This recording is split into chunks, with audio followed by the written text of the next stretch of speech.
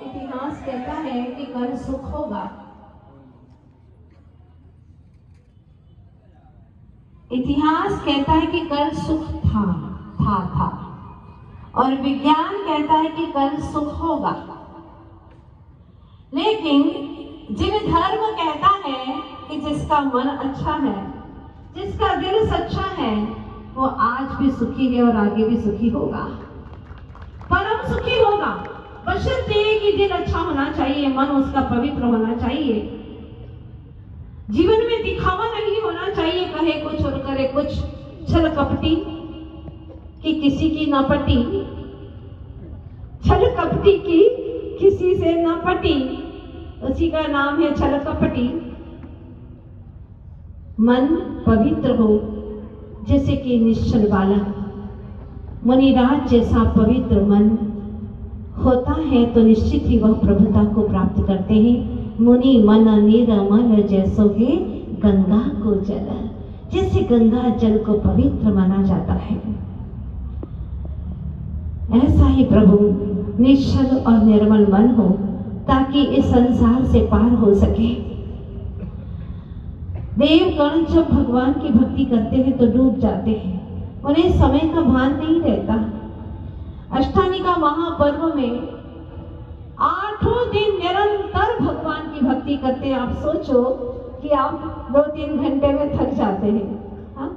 और वह 8 दिन तक लगातार चारों दिशाओं में क्रमबद्ध परिक्रमा लगाते हुए भगवान की आराधना करते हैं। आप लोगों को लगता है बहुत हो गई भक्ति, अब थोड़ी दूसरी की भी बातें कर लो, दुनिया की भी बातें कर लो, क्योंकि चटपटी बातें में बहुत मजा आता है, हाँ? ऐसा लगता है भगवान की भक्ति करते करते थक गए। जो भगवान की भक्ति करते करते थक जाते हैं, उन्हें ऐसा लगता है कि मैं थक गया हूँ, तो निश्चित रूप से वो कभी भी मोक्ष की मंजिल तक पहुंच नहीं पाते। तो भक्ति करना है तो देवों जैसी भक्ति करो।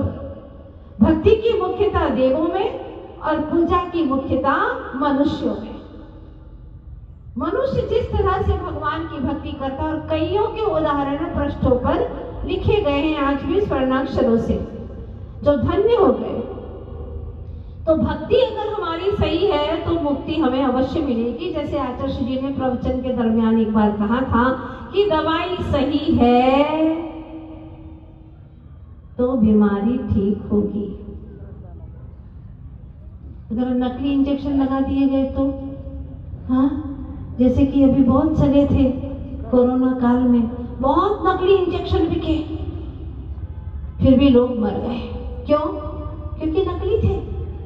लोगों ने सोचा कि हमने तो इंजेक्शन लगाया, फिर भी क्यों मर गए? क्योंकि नकली थे। बाद में सारी पोल खुली, पता चला।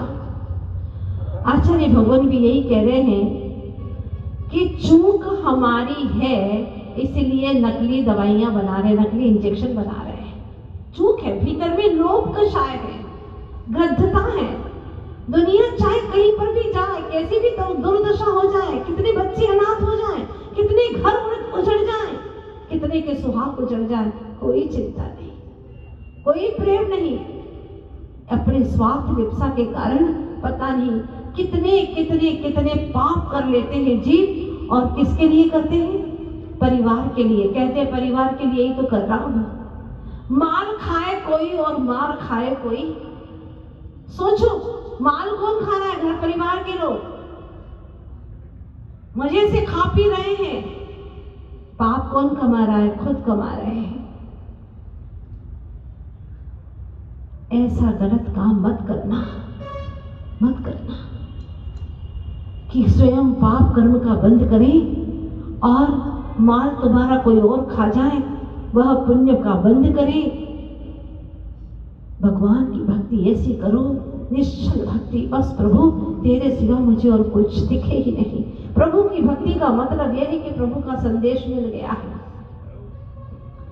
प्रभु का दर्शन हो गया, प्रभु का संदेश मिल गया, प्रभु से मीटिंग हो रही है। प्रभु भक्ति का मतलब यह है कि प्रभु से मीटिंग हो रही है। जब किसी बड़े व्यक्ति से मीटिंग होती है तो इधर उधर दिमाग लगाते हो क्या? बोलो ना।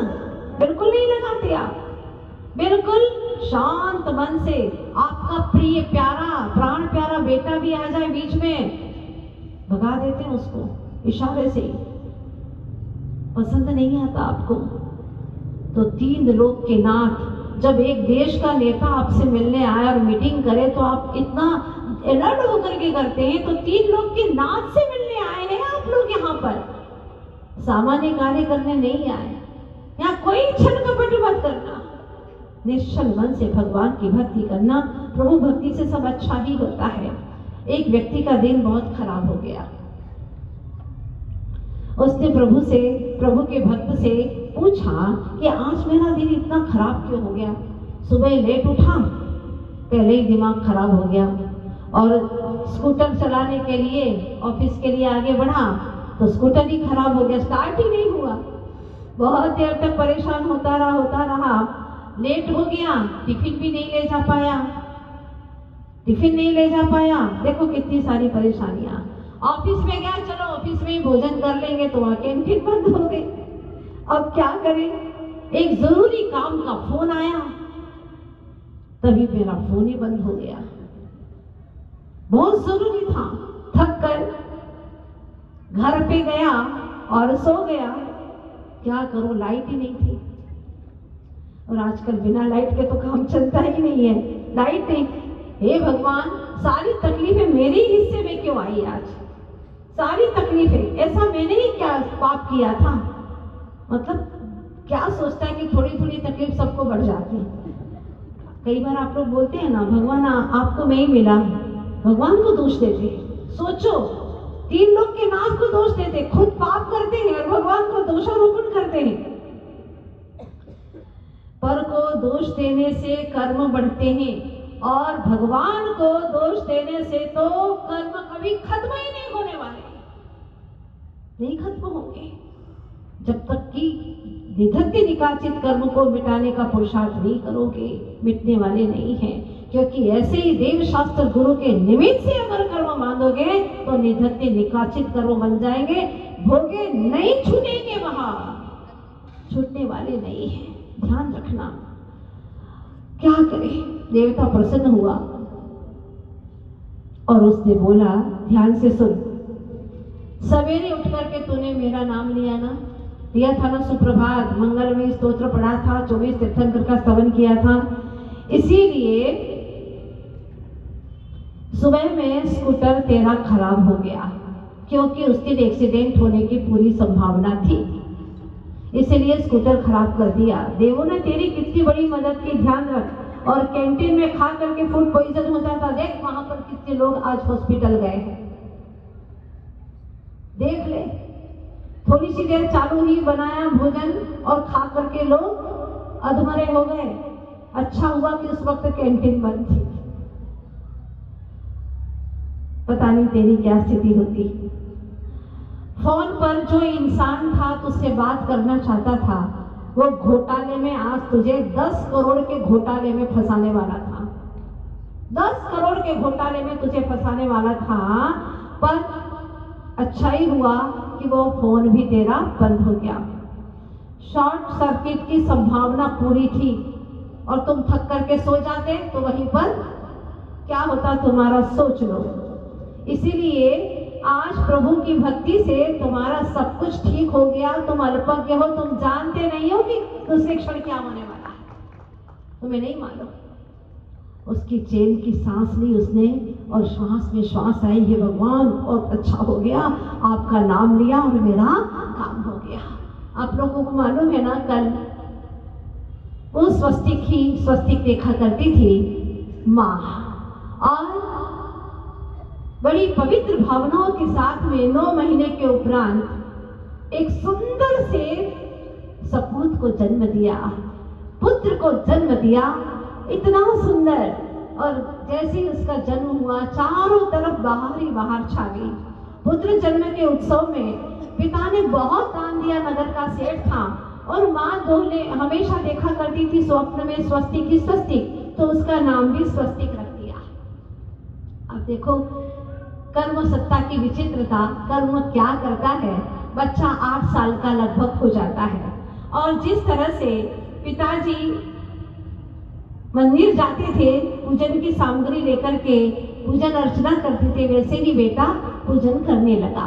पिता के समान ही अभिषेक करना, पूजन करना, सब कुछ करने लगा। बीच में एक बहुत सुंदर उद्यान पड़ता था। वो उद्यान का माली हमेशा उसे देख करके बहुत प्रसन्न होता। मासूम चेहरा, सुंदर घुंघराए बाल, लाल लाल अधर, सुनकर के बहुत प्रसन्न होता और उसको तरह तरह के फल भी दे दिया करता था। स्वस्तिक बड़ा खुश। अब वह इस तरह से उसका जीवन यापन हो रहा था। अब हम दूसरे मगध देश की ओर चलते हैं, हमारे साथ में चलिएगा। मगध देश में रानी चारुमती और राजा चंद्रसेन मगध में रहते हैं। कल्प वृक्ष की लता देखी उन्होंने, कल्प वृक्ष की लता देखी और रात में ही वह जागृत होकर के जाप करने लगी। कहने लगी कि स्वप्न का फल बता दीजिए स्वामी, मैंने आज स्वप्न देखा है, एक कल्प वृक्ष की सुंदर सुंदर लता देखी है, बहुत सुंदर लता देखी है और वो मुझसे निपट रही है। जैसे ही फल सुना, जैसे ही ये स्वप्न सुना तो स्वामी ने कहा कि सर्व लक्षण से संपन्न तुम्हें पुत्री का जन्म होने वाला है, तुम्हें पुत्री का जन्म होगा। रानी बहुत खुश हुई। पुत्री का नाम सुनकर के आज के महिलाओं की भ्रुकुटियां टेढ़ी हो जाती हैं, लेकिन वो बहुत प्रसन्न थी। उसने भ्रूण हत्या का सोचा तक नहीं। अहो भाग्य है, घर में कहते हैं ना, पहली पुत्री लक्ष्मी का जन्म हो रहा है और हो सकता है वो सोचती है मेरी कन्या आदि का बन जाए, पूरे घर का नाम रोशन करे, हजारों हजारों लाखों को सम्यक दिशा बोध दे धर्म का और भवकीच से निकाले, चतुर्गतियों के दुख से बचाए, ऐसा विचार करने लगी और उसको सुंदर पुत्री रत्न का प्राप्त हो, पुत्री रत्न प्राप्त हो गई। इतनी सुंदर थी, इतनी सुंदर थी तो राजा ने उसका नाम ही सुंदरी रख दिया। अब कहानी आगे बढ़ती है। जब सुंदरी नवयौवना विवाह के योग्य हो जाती है तो रानी कहती है, स्वामी मेरी पुत्री का विवाह किसी दूर देश में मत करिएगा, करीब पे ही करिएगा और मेरा मन तो यही है कि नगर में ही करिएगा। पर नगर में कैसे करें, हम राजा, हमारी कुमारी राजकुमारी, इसके योग्य राजकुमार कहाँ से लाएंगे? उसके लिए तो कोई और देश ढूंढना ही पड़ेगा ना। नहीं स्वामी, मैं अपनी कन्या को अपनी नजरों से दूर नहीं करना चाहती हूँ, इसलिए आप कुछ भी करिएगा, लेकिन पुत्री को यहीं पर, यहीं इसी नगर में ही रखिएगा। आप देख ले, कोई उचित वर ढूंढ ले। अब राजा पेशोपेश में पड़ा है कि क्या करूं। कन्या तो हमेशा वर का रूप देखती है, माता धन देखती है, माता धन वैभव देखती है, पिता उसकी विद्वत्ता देखता है और रिश्तेदार होते हैं वो कुल देखते हैं। इसीलिए कभी अपन ग्वालियर चले गए तो खाने को मिलेगा कि नहीं मिलेगा, अतिथि सम्मान करेंगे कि नहीं करेंगे, ये तो बाहर से ही भगा दे। हाँ, ऐसा भी हो सकता है। भाई पूछ लो वो ग्वालियर की कैसी है वो परिवार की स्थिति, पूछ लो और आसपास के लोगों से भी पूछ लो कैसे हैं वह लोग, उनका व्यवहार कैसा है। ऐसा तो नहीं है कि अपना अपना खा जाए दूसरों का भी लूट ले, कहीं ऐसा तो नहीं है। जरा पूछ लो व्यवहार उनका कैसा है, सारा तलाश करते हैं। हाँ, पूरी तलाशी करते हैं। इसके बाद में अपने कन्या का वहां पर विवाह संपन्न करते हैं। पर मेहमान जो होते हैं ना, उनको इन चीजों से कोई कुछ भी मतलब नहीं है। मेहमानों को कुछ मतलब नहीं, मिठाइयाँ अच्छी होना चाहिए, भोजन बहुत बढ़िया स्वादिष्ट होना चाहिए तरह तरह का, इसी से वो तृप्त हो जाते हैं। उन्हें घर में पैसा है या नहीं उससे कोई लेना देना नहीं, व्यवहार तुम्हारा तुम जानो, हमें तो एक बार आना था भैया मिठाई खाने के लिए, बस, और कोई प्रयोजन नहीं है। इस तरह से अब देखते हैं क्या होने वाला है। एक दिन राजा सोच करके, विचार करके कुछ सोचता है और क्या सोचता है वो मैं अगली श्रृंखला में आपको बताऊंगी। अब कहानी सही में शुरू होने वाली है, एकदम मोड़ लेने वाली है। ये कहानी किसी ने सुनी भी नहीं होगी आप लोगों ने, बहुत ही अद्भुत कहानी है, कर्म रहस्य से भरी है। मैंने कल ही आपसे कहा था कि आत्मा को देख नहीं सकते, परमात्मा को देख नहीं सकते, और आत्मा को परमात्मा बनने के बीच में जो व्यवधान है उस कर्म को भी नहीं देख सकते, जो बहुत खतरनाक है। सावधान कर लो अभी, जो कुछ भी मायाचारी करना हो, क्रोध करना हो, मान घमंड करना हो, लोभ करना हो, जो करना हो इसे कर लो, लेकिन इसका अंजाम, ये कर्म जो है ना, वो किसी के सगे नहीं होते हैं, किसी का सगा नहीं होता कर्म। हाँ, कि कोई कह दे कि हम तो अनंत काल से भोग रहे, तुम हमारे परिचित हो भैया, नहीं नहीं नहीं, ये नहीं चलेगी। अब देखते हैं कल क्या होने वाला है। बहुत जबरदस्त कहानी है। जब भी मैं कहानी कहती हूँ मुझे लगता है क्या कर्मों का खेल है, बहुत निराला खेल है। देखेंगे कल आगे की श्रृंखला में। आज इतना ही। भक्ति करते रहिए। विश्वास से भक्ति करने से हर बिगड़ता काम भी अच्छा हो जाएगा, ये विश्वास है। सच्चे मन से भक्ति करना। सिद्ध चक्र का अवसर प्राप्त हुआ है। चक्र यानी समूह, अनंत सिद्ध भगवंतों की, अनंत सिद्ध समूह की भक्ति करने का अवसर। बोलिए अनंतानंद सिद्ध परमेष्ठी भगवान की, आचार्य गुरुवर्षि विद्यासागर जी महाराज की जय। हरिवंश 105 पूर्णमती माता जी की, सागर जी माता।